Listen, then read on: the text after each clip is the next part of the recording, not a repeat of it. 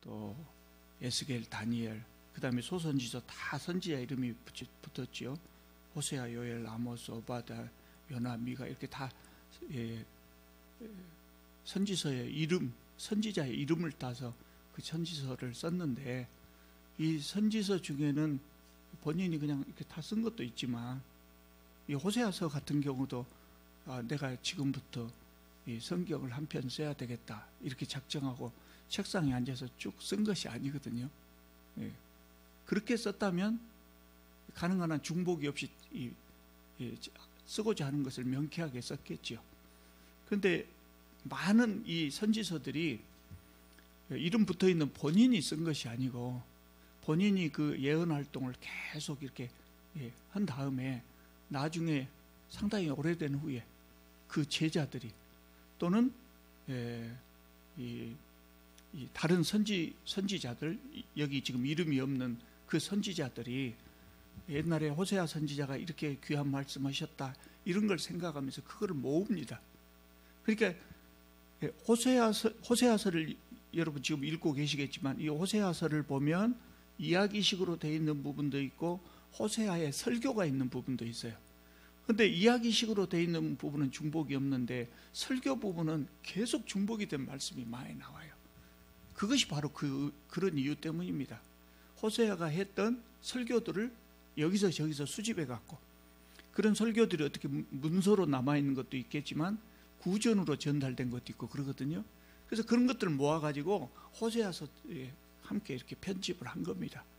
그렇게 여러 편의 그 설교들이 여기 가서 설교하고 저기 가서 설교하고 그렇게 했던 부분을 모아놓기 때문에 중복이 된 부분이 있습니다. 대부분의 내용이 뭡니까?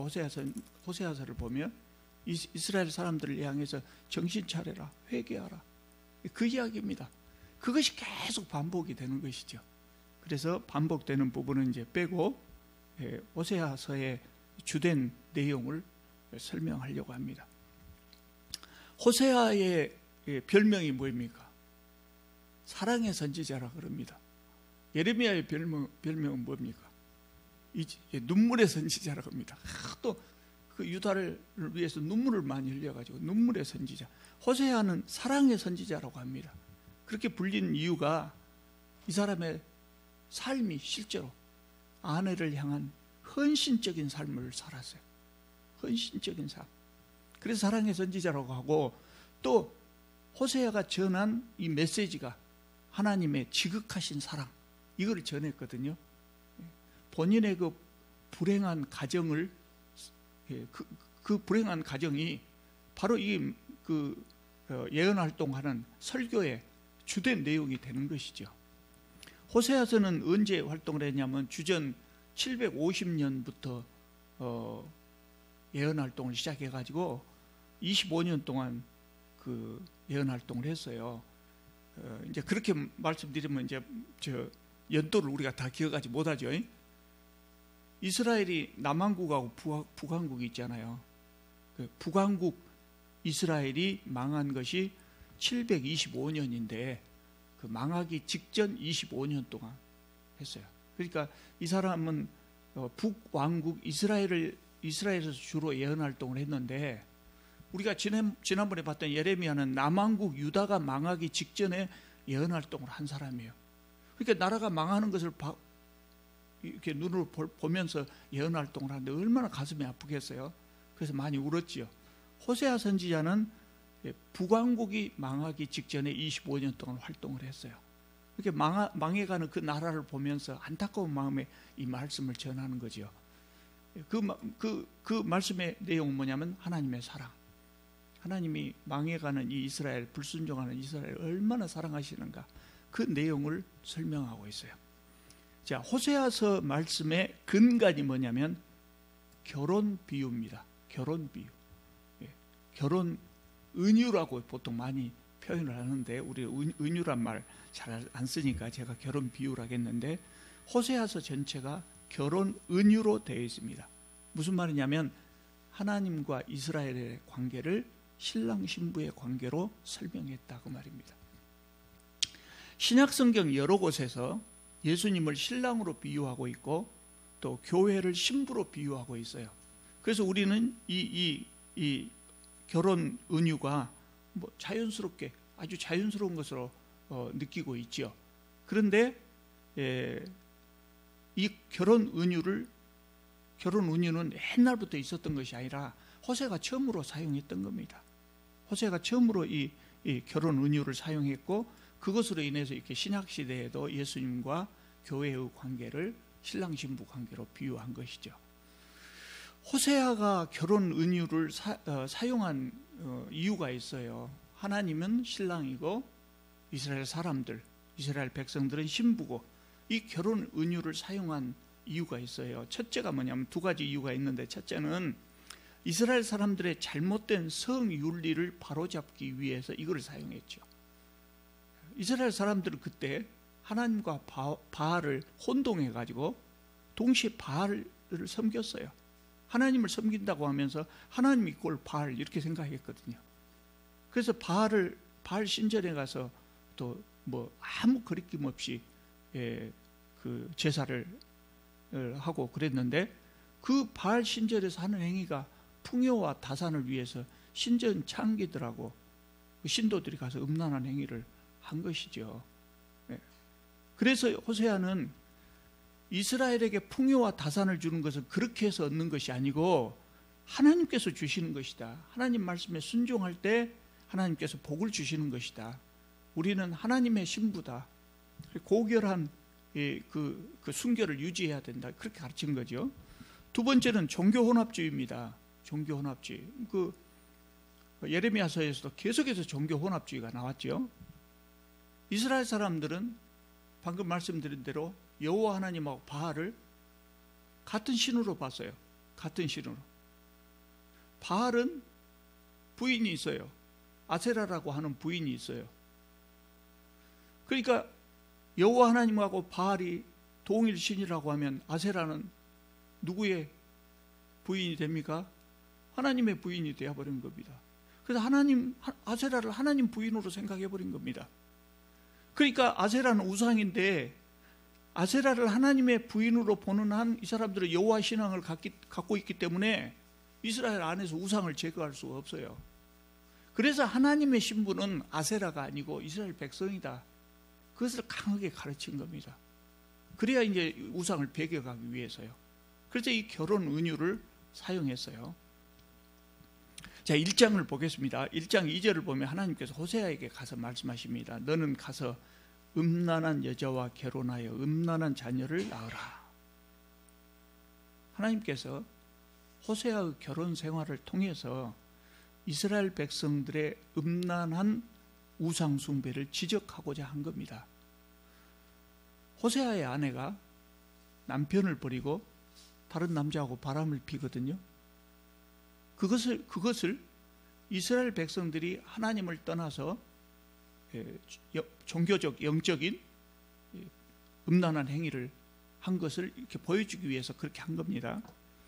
호세아 아내가 이름이 고멜이죠. 호세아와 고멜 사이에 첫 아들이 태어났습니다.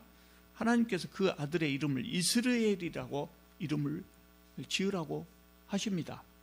이스라엘이 뭐냐? 지명입니다. 사마리아에 있는 북왕국 이스라엘, 거기에 있는 비옥한 평원지대의 이름입니다. 그럼 왜 이스라엘이라고 하라고 했냐? 호세아 시대의 왕이 여로보암 2세인데요. 남왕국하고 달리 북왕국 이스라엘에는 계속해서 쿠데타가 일어나세요. 계속해서 쿠데타가 일어나요. 그러니까 왕조가 계속 바뀌는 겁니다. 다시 말해서 처음에 김씨가 왕이었다면 김씨가 이어서 왕을 하는 것이 아니라 김씨가 했다가 쿠데타하면 이씨가 했다가 또 쿠데타하면 박씨가 했다가 그랬단 말이죠. 그래서 지금 호세아 시대의 왕이었던 여로보암 2세, 이 사람의 왕이었는데 그 사람 할아버지인 예후라고 하는 사람이 쿠데타를 일으켜갖고 그 전에 왕과 왕자들을 잔인하게 살육합니다. 그 잔인하게 살육한 그 장소가 바로 이스라엘이었다는 거예요.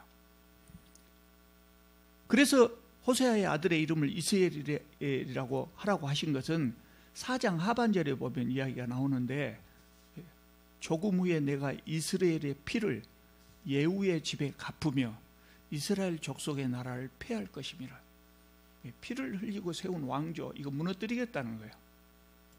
그런 의미로 아들의 이름을 이스라엘이라고 하라겠어요. 6절 보면 두 번째 아이 딸이 나옵니다. 그 딸을 루하마라 이렇게 지으라겠는데 그 뜻이 뭐냐면 긍휼히 여김을 받지 못한 자입니다. 그래서 하나님께서 다시는 이스라엘 족속을 긍휼히 여기지 않을 것이다 하는 의미로 그 딸의 이름을 루하마라고 한 겁니다. 9절을 보면 세 번째 아이가 나옵니다. 로암미입니다. 로암미. 내 백성이 아니다 그 말입니다. 내 백성이 아니다. 그러니까 하나님께서 이스라엘 백성을 향해서 너희는 내 백성이 아니요 나는 너희 하나님이 되지 아니할 것이다, 그런 의미입니다. 여러분, 하나님께서 시내산에서 계약을 맺으시면서, 이스라엘과 계약을 맺으시면서 너희들이 내 계명을 잘 지키면 나는 너희의 하나님이 되고 너희들은 내 백성이 될 것이다, 이렇게 말씀하셨잖아요. 그 선언을 취소하시는 거예요. 계약이 파괴됐다고 하는 것을 보여주시는 겁니다. 하나님께서 호세아 아내의 모습을 통해서 이스라엘 백성들의 배신을 꾸짖으시고 또 자녀들의 이름을 통해서 이스라엘을 철저하게 심판하실 것이라고 하는 것을 천명하셨어요. 계속해서 호세아는 경고를 이스라엘 백성들에게 했어요. 그럼에도 불구하고 이스라엘은 회개하지 않았고, 그래서 그 후로도 계속해서 쿠데타가 이어지다가 결국은 아수르에게 망하고 만 것이죠.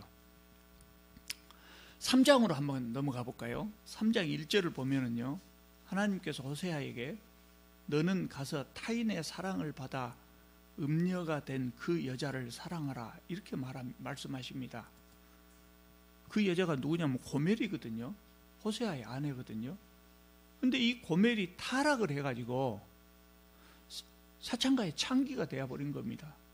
정확하게는 사창가에 가서 창녀가 되었는가 아니면 바알 신전의 창녀가 되었는가는 정확하게 모릅니다. 호세아가 잘 설명하지 않아서 모릅니다. 그런데 창기가 된 것은 사실이에요.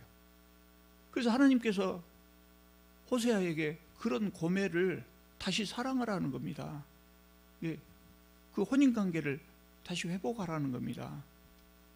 하나님께서 왜 이런 명령을 내리셨냐면요, 하나님의 사랑이 어떤 것인가를 보여주기 위해서, 그러니까 이 호세아라고 하는 선지자의 삶으로 하나님의 사랑을 지금 보여주는 겁니다. 이스라엘 백성들에게 메시지를 전하는 겁니다. 지금하고 달리 옛날 선지자들은 그 행동으로 하나님의 메시지를 전하는 경우가 많이 있었어요. 하나님의 사랑, 하나님께서 보여주시고자 하시는 사랑이 어떤 것이냐면 3장 1절을 보십시오. 이스라엘 자손이 다른 신을 섬기고 금포도 과자를 즐길지라도 여호와가 그들을 사랑하나니, 그랬습니다. 이스라엘 백성들이 하나님을 배신해서 다른 신을 섬길지라도 하나님이 여전히 이스라엘 백성을 사랑하신다는 거예요.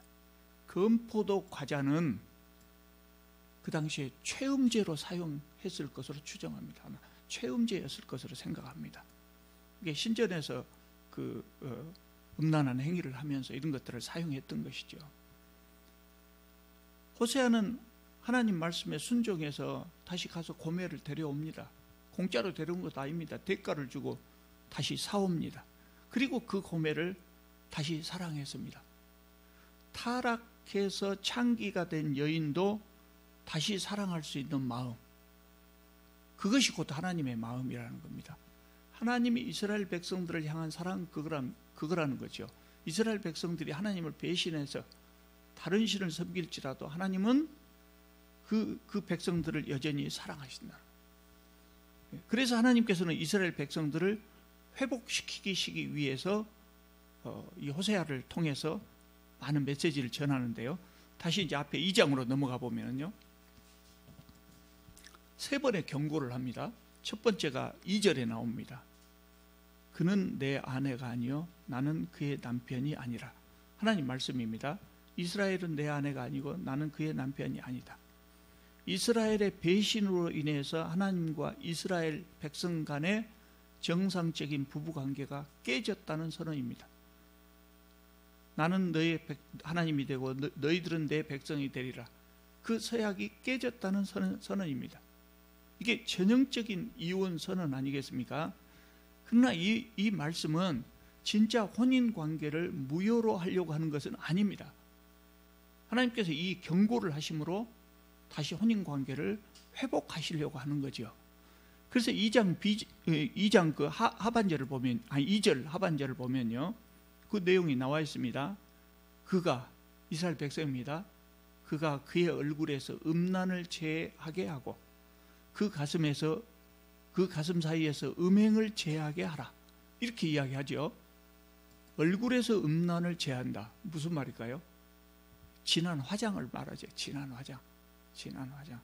요새는요, 초등학생들도 상당히 진한 화장을 합니다.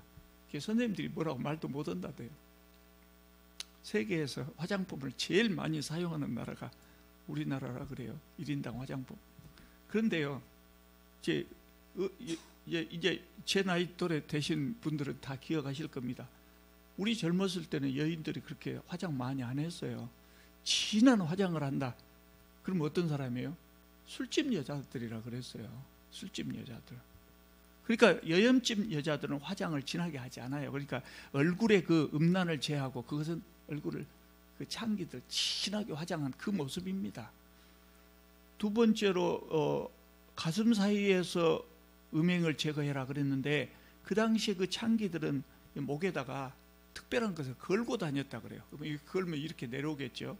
그것이 뭐냐면 향주머니, 최음제로 사용하는 향주머니를 걸고 있든지 아니면은 바알 그 종교의 제사에서 사용되는 그 장신구 이런 걸 다 걸고 다녔어요. 그러니까 나는 바알 신도다 그죠. 예? 우리가 십자가 목걸이를, 나는 기독교인이다 하고 십자가 목걸이를 걸듯이 나는 바알 신도다 하고 이거 걸고 다녔단 말이죠. 그런 것을 제하라는 거예요. 그렇게 이스라엘이 태도를 바꾸면 하나님께서 내가 마음을 바꾸겠다, 회개하라, 그 말씀이죠. 회개하지 않으면 3절에 보면 내가 그를 벌거벗기고 목말라 죽게 할 것이다. 무슨 말씀입니까? 이스라엘은요, 바알에게 제물을 드리면 풍요와 다산의 복을 준다고 생각한 것이죠. 풍요와 다산의 복을 준다고. 그런데 그것은 바알이 주는 것이 아니라 하나님이 주시는 것 아니겠어요? 그래서 이스라엘 백성들이 하나님께서 호세아를 통해서 계속 이렇게 경고를 해도 그 경고를 듣지 않고 바알을 섬긴다면 바알이 참된 신이 아니고 가짜라고 하는 것을 깨닫게 하기 위해서 하나님 주시는 풍요의 복을 중지하시겠다는 거예요. 두 번째 경고가 5절에 나옵니다. 이스라엘 백성들이 창기들처럼 가만히 앉아서 손님을 기다리는 것이 아니고 적극적으로 바람필 것을 찾아서 쫓아다녔다고 비난하고 있어요. 호세아가 지금 그런 설교를 하고 있어요. 그 정도로 이스라엘 백성들이 타락했다는 것이죠. 이스라엘 백성들이 바알을 좋아한 이유가 뭐겠어요? 제물만 드리면 먹을 양식을 주고 입을 옷을 주고 풍요로운 삶을 보장해 준다는 거예요. 그러니까 바알을 섬기는 겁니다. 그래서 하나님께서 어떻게 하시냐, 6절에 보면 내가 가시로 그 길을 막으며 담을 쌓아 그로 그 길을 찾지 못하게 하겠다, 이렇게 말해요. 이스라엘 백성들이 적극적으로 바람난 여자들 같이 신랑을 놔두고 막 돌아다닌다는 것이죠. 그러니까 그걸 어떻게 막으시겠습니까? 하나님께서 적극적으로 방해를 하시는데 가시로 그 앞길을 막고 담을 쌓아서 그 길을 못 가게 하겠다, 그런 이야기입니다. 여러분, 내가 사랑하는 여자가 다른 남자가 좋다고 간다고 하면 보내야 됩니까? 안 보내야 됩니까? 내가 사랑하는 여자가 나 싫고 다른 남자가 좋다고 간다면 보내야 됩니까? 붙들어야 됩니까? 보내야 됩니다. 붙들면 안 되죠. 아니, 우리 결혼관계가 아니라고 할 때, 결혼관계면 좀 다릅니다만 간다면 보내야죠. 어떻게 해요? 내가 억지로 붙잡을 수는 없지요. 그것은 집착이에요. 집착. 그럼 하나님께서 집착하시는 겁니까? 그건 아니에요. 내 여자가 간다고 하는 그 남자가 이 여자는 모르고 있는데 그 남자가 나쁜 놈이에요.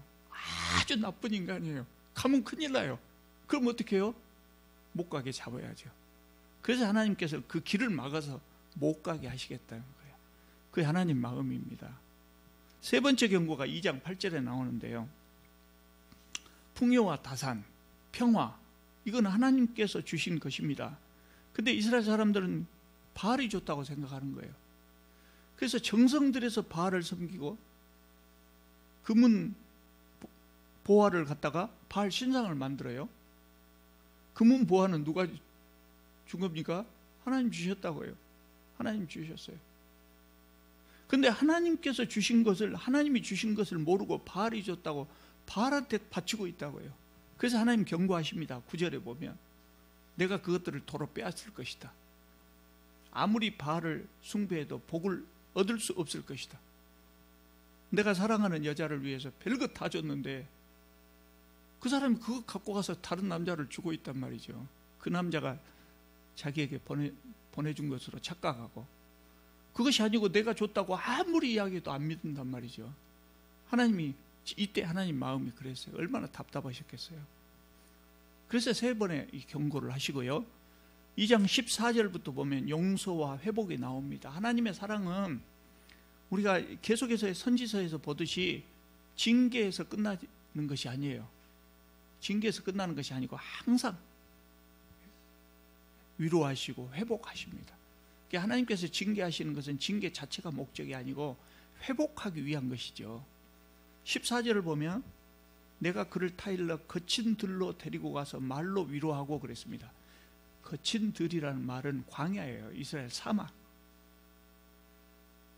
하나님께서 이스라엘 백성들을 광야로 데리고 가겠다라고 하는 그 말씀은 뭘 의미하냐면 다시 시작하겠다는 거예요. 하나님께서 이스라엘 사람들하고 처음부터 다시 시작하겠다는 거예요. 왜 그런 의미가 됩니까? 우리는 그것이 왜 그렇게 되냐고 물어볼 수 있는데 이스라엘 사람들은 그렇게 생각하지 않아요. 광야로 가자 그러면 새로 시작하자는 의미가 돼요. 왜냐하면 하나님께서 이스라엘 백성하고 처음 관계를 맺은 것이 너희들은 내 백성이고 나는 너희 하나님이 되고 그거 어디입니까? 애굽에서 나왔고 그 광야에서 그 계약을 맺었거든요. 그러니까 광야로 가자, 그건 새로 시작하자는 의미가 되는 겁니다. 또 광야는 어떤 곳이냐면 죽음의 장소예요. 절망의 장소예요. 그게 하나님께서 이스라엘을 광야로 데리고 가신다는 말은 이제 이스라엘 망하게 하겠다는 이야기예요. 그러면 이스라엘 백성들이 이제 포로로 끌려가든지 완전 패망해서 쫓겨가든지 그러겠죠. 그런데 그 절망의 자리, 죽음의 자리에서 하나님과 관계를 다시 회복하면 15절에 나와 있죠. 그 악올 골짜기로 소망의 문을 삼아 주시겠다. 그렇게 말씀하셔요. 절망의 자리에 가가지고 그 절망의 자리에서라도 깨달으면 그 악올 골짜기 같은 것을 소망의 문으로 삼아 주시겠다는 거예요. 그러니까 이 말씀 보면은 우리가 생각해 볼 바가 있어요. 우리가 절망 중에 있을 때요. 절망 중에 있을 때 이곳이 바로 광야가 아닐까 하고 우리 자신을 한번 돌아볼 필요가 있어요. 하나님께서 나하고 다시 시작하자고 나를 이곳에 데려오지 않으셨을까? 그걸 한번 생각해 볼 필요가 있어요. 내가 이 절망의 자리에 올 수밖에 없었던 이유가 뭐냐? 한번 생각해 볼 필요가 있어요. 그래서 하나님께서 나를 광야로 이끄신 것이라고는 생각이 든다면 하나님과 관계를 다시 회복해야죠. 그러면 하나님께서 그 자리를, 그 절망의 자리를 희망의 자리로 바꿔주시는 거예요. 그러니까 그 좌절하고 완전히 망하고 그런 자리에 있던 사람들이 그런 것들을 많이 느끼죠. 그리고 간증을 많이 하지 않습니까? 또 광야는 어떤 곳이냐? 아무도 없는 곳이에요. 아무도 없는 곳이에요. 호세아의 아내 고멜이요. 이 호세아서를 읽어보면 호세아의 아내 고멜은 남자면 다 좋아하는 것 같아요. 남자라고 하면 그냥 다 좋아하는 거예요. 집안에 있다가 단박에서 남자 소리가 나면 그냥 어쩔 줄 모르고 쫓아가는 그런 느낌을 주는 여자예요. 그럼 어떻게 해야 됩니까? 이 여인을 지키기 위해서는 어떻게 해야 됩니까? 아무도 없는 광야로 데리고 나간다. 아무도 없는 광야, 아무도 없는 곳에 가서 우리 둘만 가서 살자. 그런 의미입니다. 그러니까 하나님께서 이스라엘에게 복을 주시기 위해서 그것으로 가자는 거예요. 2장 19절을 한번 보겠습니다. 내가 네게 장가들어, 하나님 말씀입니다. 호세아를 통해서 하신 하나님 말씀. 내가 네게 장가들어 영원히 살 때 공의와 정의와 은총과 긍휼이 여김으로 내게 장가들며 진실함으로 내게 장가들리라. 내가 여호와를 알리라. 내가 네게 장가가겠다는 말을 3번이나 반복해서 말씀하셔요. 하나님께서는 자기 백성을 그렇게 사랑하신다는 거예요. 고대 사회에서 신랑이 신부를 데려오려면 값을 치러야 돼요. 값을 치러야 돼요. 하나님은 신부 값으로 뭘 치르냐면 공의와 정의와 은총과 긍휼의 여김과 진실함, 그것으로 값을 치르시겠다. 호세아서를 읽어보면요, 하나님의 그 절절한 사랑을 느낄 수가 있어요. 하나님의 그 절절한 사랑. 우리가 하나님을 배신하고 도저히 회복할 수 없는 그런 구제불능의 상황에 있을 때라도 하나님은 결코 우리를 포기하지 않으신다는 거예요. 그리고 그 관계를 회복하기 위해서 광야로 이끌어내셔. 광야로 너하고 나하고 둘이만 아무도 없는 데로 가자. 그리고 그것에서 사랑을 고백하시는 거예요. 2장 19절 20절이 그거 아닙니까? 거기에 가서 사랑을 고백하시는 거예요. 그래서 고통과 죽음의 장소가 기쁨과 생명의 장소가 되게 하신다고 하는 거죠. 21절 22절에 보면 혼인 관계가 회복되면 어떻게 되냐? 거기서 광야에 가서 다시 사랑을 회복하면 어떻게 되냐? 하나님은 하늘에 응답하시고 하늘은 땅에 응답하고 땅은 그렇게 되면 풍요로운 곡식과 포도주와 기름으로 응답할 것이라고 했어요. 나하고 관계가 다시 회복되면 내가 다시 풍요의 복을 주시겠다. 만복의 근원이 바알이 아니고 하나님이시다. 이걸 깨달으면 그때 풍요로운 삶을 다시 주시겠다는 거예요. 22절 23절에 보면 이런 응답이 어디 온다고 되어 있어요? 이스라엘 평야에 오고, 그러면 긍휼히 여김을 받지 못하였던 자가 긍휼히 여겨지고 내 백성이 아니었던 자를 너는 내 백성이라 하리라 그랬어요. 긍휼히 여김을 받지 못하였던 자, 요것이 히브리어로 뭐라고요? 로루아마. 아까 두 번째, 내 백성이 아니다. 로암미. 그래서 1장 첫 부분에서 말했던 호세아의 세 자녀의 그 부정적인 이름, 요것들이 여기서 완전히 회복된다는 것이죠. 그 다음에 이제 나머지는 다 그 반복입니다만은 우리가 호세아서를 볼 때 또 한 군데 봐야 될 부분이 있어요. 6장입니다. 6장 부분. 이스라엘의 중요한 죄 중에 하나를 지적하는데 그것이 뭐냐면 인애와 하나님을 아는 지식이 없다. 인애와 하나님을 아는 지식이 없다.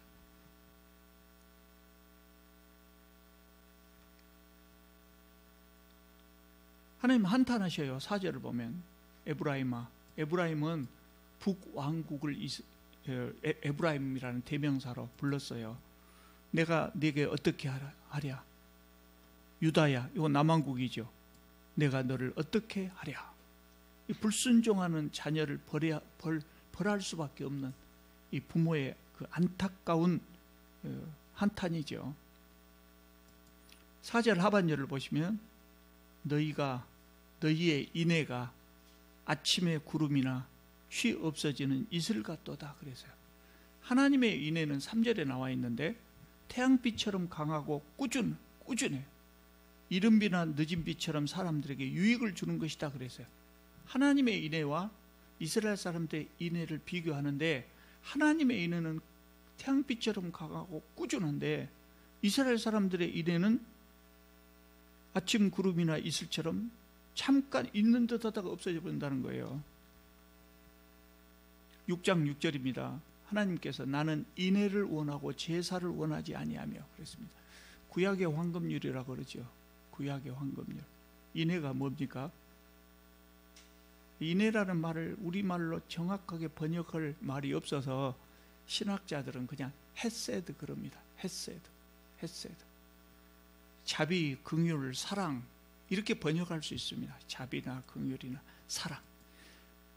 그냥 자비나 긍휼이나 사랑이 아니고 하나님의 그 끝없는 한없는 자비, 한없는 사랑 이것을 말하는 겁니다. 죄가 많고 자격이 없음에도 불구하고 베풀어 주시는 자비, 이게 헤세드입니다.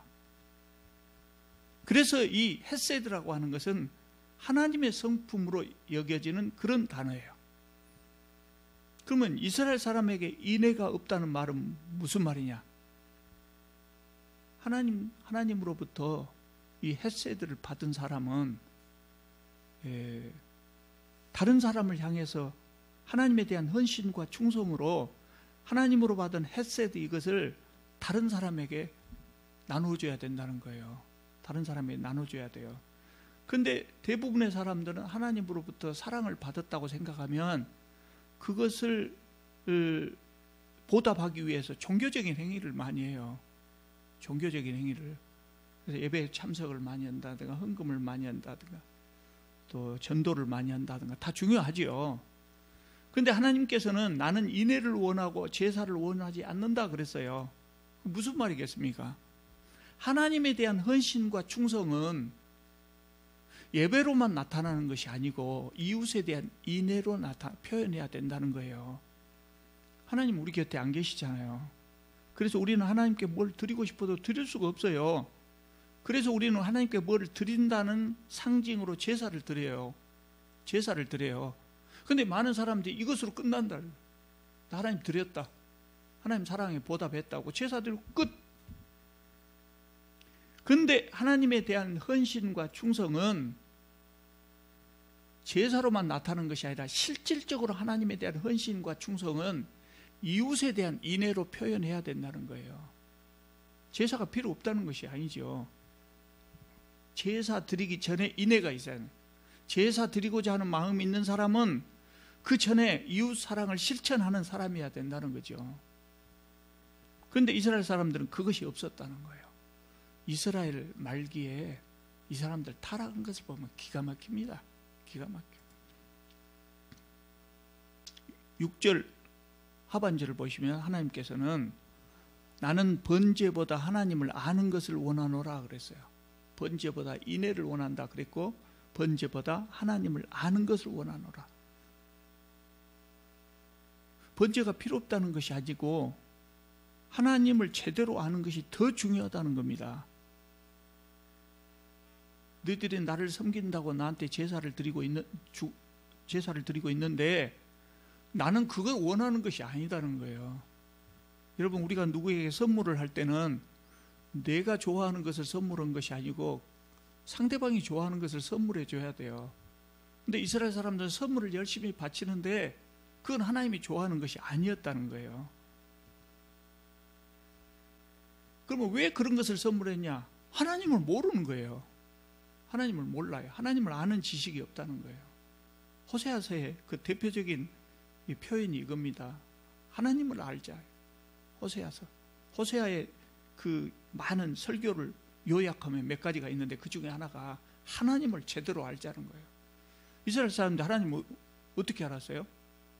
바알하고 똑같이 하나님은 바알이다. 그러면 하나님을 섬기는 방법이 뭐냐? 하나님은 우리가 맛있는 것만 갖다 바치면 우리한테 복을 주신다. 이렇게 생각한 거예요. 하나님 말씀에 순종. 이웃을 사랑하라. 이웃에게 인애를 베풀어라. 못된 짓 하지 마라.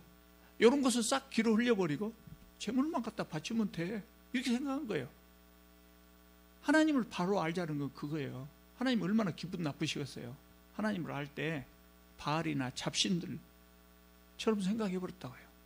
하나님은 윤리도 없고 도덕도 없고 그냥 맛있는 것만 바치면 그냥 좋아서 아나 여기 있다, 복 받아라, 그런 하나님으로 생각했다는 거예요.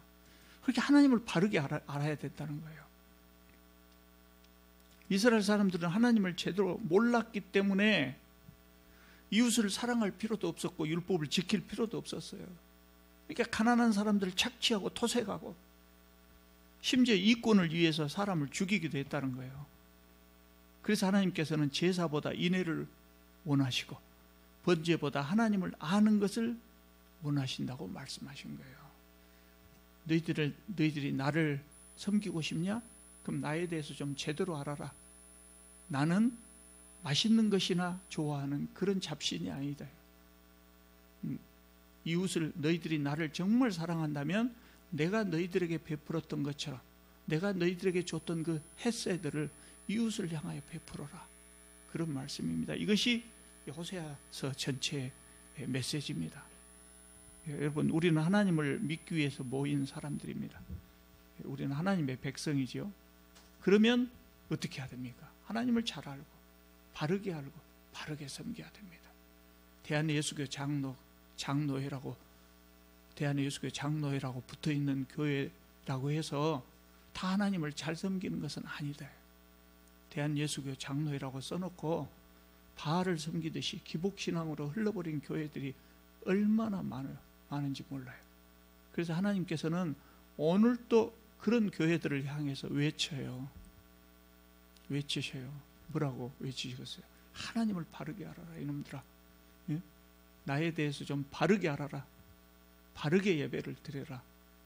내가 너희들은 허울좋게 예배만 열심히 드리고 있는데 그것보다 더 중요한 것이 사람을 사랑하고 그들에게 내가 너희들에게 줬던 헤세드를 베푸는 것이다. 그렇게 말씀하시는 것이죠. 자, 오늘 말씀 생각하면서 우리 함께 기도를 좀 하겠습니다. 오늘 귀한 말씀, 하나님을 어떻게 하면 더 잘할 수 있을까? 하나님은 어떤 분인가? 내가 어떻게 하면 이웃에게 헤세드를 잘 전할 수 있을까? 함께 기도하시겠습니다.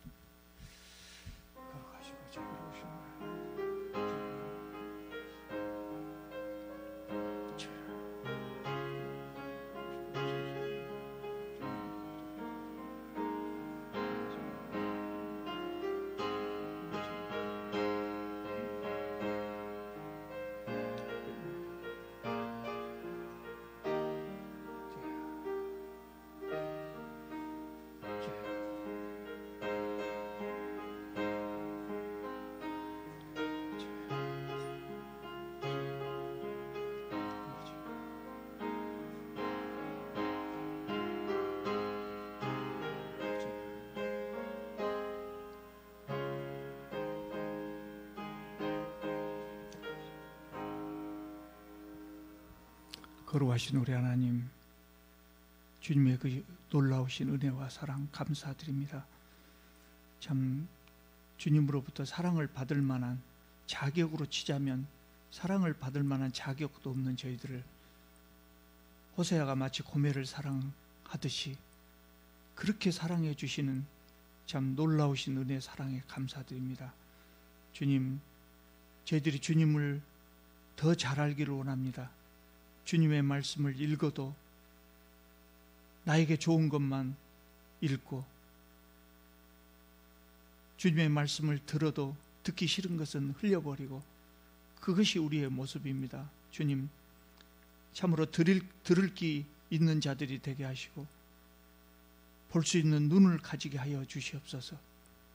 이 시대에 참으로 타락하고 부패한 이 세상에 저희들이 발을 딛고 살고 있지만 주님의 귀한 말씀대로 삶을 실천해가면서 삶을 살 수 있게 하여 주시옵소서. 이웃을 향하여 헤세드를 실천할 수 있는 믿음을 저희들에게 허락하여 주시옵소서. 예수님의 이름으로 기도드립니다. 아멘.